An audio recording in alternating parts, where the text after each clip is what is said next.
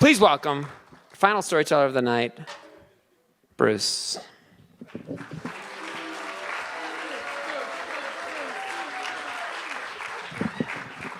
Thank you. This is a birthday present for my daughter. Teenagers are monsters. And when my daughter Paige was 15, she was the king. Seriously, she was Godzilla. She was grumpy, she was sassy, and she occasionally breathed fire. And I was desperate to be close to her. I had a very special, close relationship with my daughter.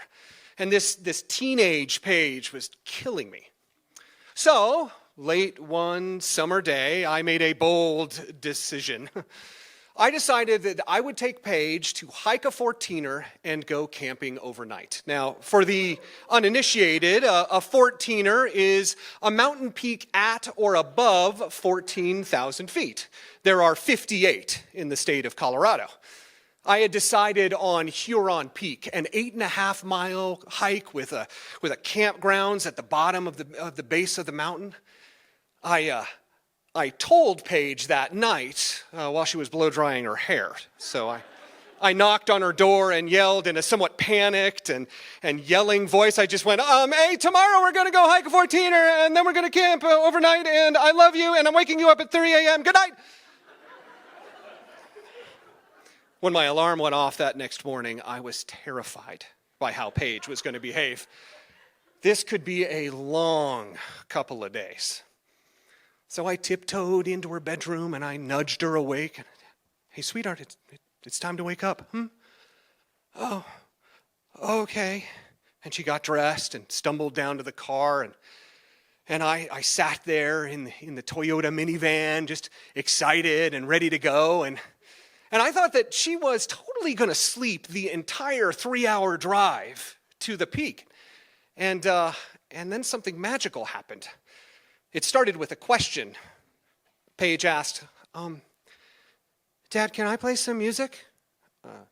Yeah, sure, Paige, go right ahead, whatever you want. Okay. And then she played an entirely inappropriate rap song. Yeah. And then she asked me, what do you think, Dad? And I was like, I like the beat. And she laughed and put it to a more appropriate playlist. I braved a question of my own. So Paige, how was school for you this year? And then it happened. There in this cocoon of the darkened car, Paige opened up. And suddenly she was telling me about the girls she liked and didn't like, and how there was a teacher that was the worst, and how she was scared about going off to college one day. And I sat there and I related to her. And this entire monologue continued. We arrived at Mount Huron and started up the mountain, and her monologue continued the entire 4,000 feet up and the entire 4,000 feet down. And I just listened. And it was fantastic. We returned back to the van and we started making camp. I had secretly put away 2 ribeye steaks, some corn on the cob, and potatoes. We were going to eat like conquering heroes. I lit the campfire and I started the meal prep.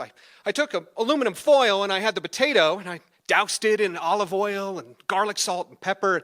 And that's when the teenager switch turned back on. What are you doing? I'm getting ready for the potato to put it in the fire. And she was like, ew, in the fire? And I was like, yeah, I mean, it's going to be the best baked potato you have ever eaten. And she was like, gross, I hate baked potatoes. Can we do mash? No, we cannot. This is what we're eating. Fine, whatever, the teenager way of saying fuck you. But I didn't take the bait. See, I just continued on as if she hadn't said anything. See, Paige, what I like to do is to get the coals nice and red hot and then just put the potato in there and turn it every couple of minutes for an hour or so. I continued cooking the meal, and soon the entire campsite smelled of sizzling meat and corn husks. And I sat down with Paige and a heaping pile of food on our laps, and we were ravenous. I decided to ignore her previous statement, so I told her about the potato. See, Paige, what I like to do is unwrap the potato and eat it like a burrito. And I picked off a beautiful piece of white flesh, russet, and put it in my mouth. She looked at me skeptically, and I said, go, give it a try. And she gave it a nibble.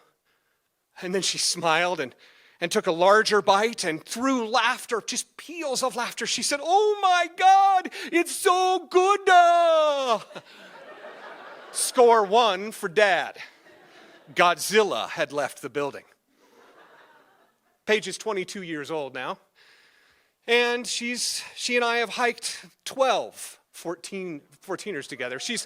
Thank you. She's a very, very special person. She came home for the summer only for a week, and she had to go back for her senior year in college. And we didn't get time to go for a hike, which made me sad. But she did surprise me, though. She said, hey, Dad, can we start a fire in the fireplace? And I was like, honey, it's 80 degrees outside. Why would we start a fire? And she said, well, I thought we could bake a potato. And I said, yes. Thank you.